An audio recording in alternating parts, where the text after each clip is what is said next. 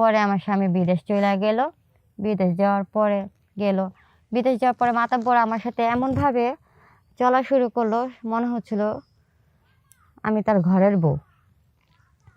যাই হোক, আমার স্বামী যাওয়ার পরে সে আমার ঘরে বাজার হাট হইতে যা লাগে পুরা পাঁচটা সব আনতেছে দিতেছে, এরকম পরে মানে এরকমই আসে যায়, খাওয়া দাওয়া করে, বাজার হাট করে। পরে একদিন উনি আসছে এরকম একদিন বা প্রায় আসে, বাজার হাট নিয়ে সব কিছু নিয়েই আসে। পরে একদিন চা বানাইবার গেছি, দেখি সে তারা চা বানাই দিছি, সে দেখি চায়ের কাপ ধরতে দেয়া সে আমার হাত ধরলো। আসসালামু আলাইকুম, আমার নাম হচ্ছে উর্মিলা, আমি গাজীপুর থেকে বলছি। আমি আপনাকে আমার নিজের ব্যাপারে কিছু বলবো, আপনাদের সাথে কিছু শেয়ার করব। দেখেন, মানুষ নিরুপায় হয়ে গেলে মানুষের দুর্বলতার ফায়দা মানুষ কীভাবে তুলে সেটা আমি আপনাদেরকে বলতে চাচ্ছি আর বোঝাতে চাচ্ছি। তো আশা করি আপনারা আমার কথাটা বুঝতে পারবেন আর আমার সিচুয়েশনটা বুঝতে পারবেন। তো বেশি সময় নেব না, আমি অল্প কিছু কথা বলবো, আমার জীবনের কিছু কথা। তো আশা করি আপনারা শুনবেন আর বুঝবেন। তো আমার বিয়ে হয়েছে, তো আমার হাজব্যান্ড সাথে ছিলাম, ডাল ভাত খেয়ে ভালো ছিলাম। তো কোনো রকম চলতেছিল, দিন কামাইতো, দিন খাইতাম, দিন আনতো, এভাবে দিনের পর দিন যাচ্ছি। কেউ ছিল না আমার শ্বশুর বাড়িতে। তো আস্তে আস্তে এরকম আমরা করি। আমাদের গ্রামে একটা আমার হাজব্যান্ডের ইচ্ছা ছিল বাইরে যাওয়ার, খুব ইচ্ছা, আমার বিয়ের আগে থেকে ওর ইচ্ছা ও বাইরে যাবে।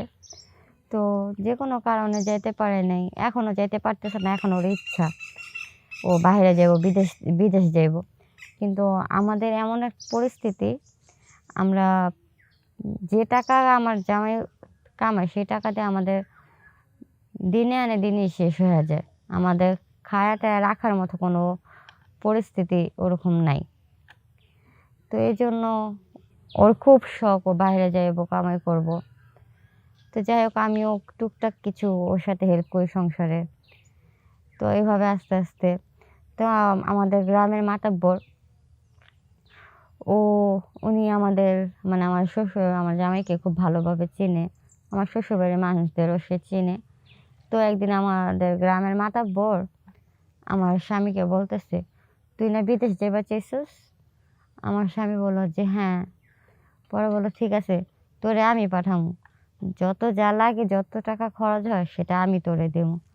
তো আমার স্বামী অনেক খুশি হয়েছে, অনেক খুশি হয়েছে, এত খুশি হয়েছে সে আমার সাথে আগে কথাটা শেয়ার করে নাই, সে খুশিতে রাজি হয়ে গেছে। পরে রাজি হয়েছে, আবার সে এটাও আমার মাথা পড়ে জিজ্ঞেস করছে যে আচ্ছা আপনি যে আমাকে টাকা দিবেন, আমি বিদেশ যাব, পরে আমি এতগুলো টাকা আপনারে কিভাবে দেই বলেন? আমার তো কোনো জায়গা সম্পদও নাই যে আমি আপনারে সেটা বন্ধক রেখে দিব। পরে মাতা বলল যে দেখ, তোর খুব শখ জীবনের যে তুই বিদেশ যাবি, তো এখন বিয়ে শাদি করছোস, বউটাও মাশাআল্লাহ দিলে খুব সুন্দর মন্দর পাইছোস, তো বেচারে তো তোর সংসারে কষ্ট করতেছে, তো তাইলে তুই এই বেচারিটারও কষ্ট দিবি কে? তোর শখ, তুই বিদেশ যা, টাকা পয়সা কামাবি, ভরপুর কামাবি, বউরে দিবি, ভালো থাকবি, যা তুই বিদেশ যা, তোর যা খরচ লাগে আমি দিব, তুই আস্তে আস্তে আমার ঋণ শোধ করে দিবি। পরে আমি আবার ওইখানে মাত্র চা বানায় তাগুলো লেগে নিয়ে এসে তখন আমার মাথাব্বর কয় যে তুমি কি বলো? পরে আমি বললাম যে আমার ইচ্ছা যাইবো, আপনি যদি আমাকে সহযোগিতা করেন তাহলে আমাকে মেলা উপকার হইব। পরে মাতাব্বর আমাদের কথা শুনলো, আমরা মাতাব্বররা আমাদের মতামত জানাইলাম, সে রাজি হইলো। পরে আস্তে আস্তে এরকম পাসপোর্ট করলো, ভিসা মিশা করলো, এরকম করতে করতে তো পরে আল্লাহর রহমতে আল্লাহ আমার স্বামীর মুখের দিকে তাকাইলো, ভিসা আসলো হুট করে একদিন। পরে আমার স্বামী বিদেশ চলে গেল। বিদেশ যাওয়ার পরে মাতাব্বর আমার সাথে এমনভাবে চলা শুরু করলো, মনে হচ্ছিল আমি তার ঘরের বউ। যাই হোক, আমার স্বামী যাওয়ার পরে সে আমার ঘরে বাজার হাট হইতে যা লাগে পুরা 5টা সব আনতাছে দিতাছে এরকম। পরে মানে এরকমই আসে যায়, খাওয়া দাওয়া করে, বাজার হাট করে। পরে একদিন উনি আসছে এরকম একদিন বা প্রায় আসে, বাজার হাট নিয়ে সব কিছু নিয়েই আসে। পরে একদিন চা বানাইবার গেছি, দেখি সে তারা চা বানাই দিছি, সে দেখি চায়ের কাপ ধরতে দেয়া সে আমার হাত ধরলো। পরে আমি কিছু বলি নাই। যাই হোক, পরে আরেকদিন দেখি সে আমি রান্নাঘরে কাজ করতেছি, সে আমার কোমরে একটা চিমটি দিল।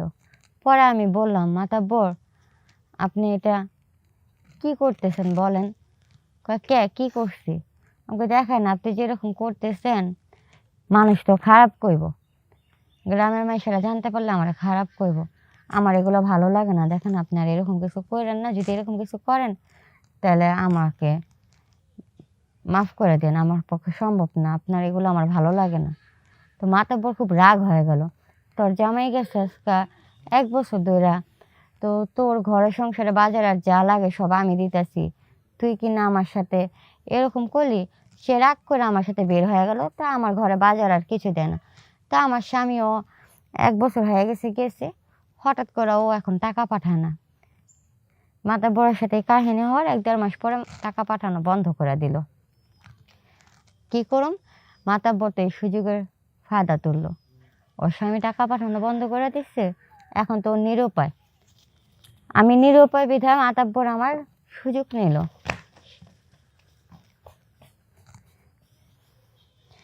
সে আমারে প্রস্তাব দিল, কুপ্রস্তাব।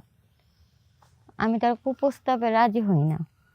সে বলে, দেখ টাকার জন্য চাপ দিতেছে আমারে, তো এখন তার এই টাকা দিতে পারি না দেখা সে আমার শেষ ফিনিশিংয়ে আমাকে কুপ্রস্তাব দেয়। দেওয়ার পরে আমি রাজি হই না। এত চাপ দেয় টাকার জন্য, আমার কোনো পথ ছিল না, কারণ তার টাকা আমি দিতে পারতেছি না। আমার স্বামীও টাকা দেওয়া বন্ধ করে দিছে, যার কারণে তার কুপ্রস্তাবে আমার রাজি হইতেছিল। দেখেন, আমি আপনাদের কাছে এই কথাটা বলার কারণ একটাই, মানুষের দুর্বলতার ফায়দা মানুষ কিভাবে তুলে, এই জন্য আমি আপনাদের সাথে এই কথাগুলো বললাম। আশা করি আমার কথাগুলো আপনারা বুঝতে পারছেন।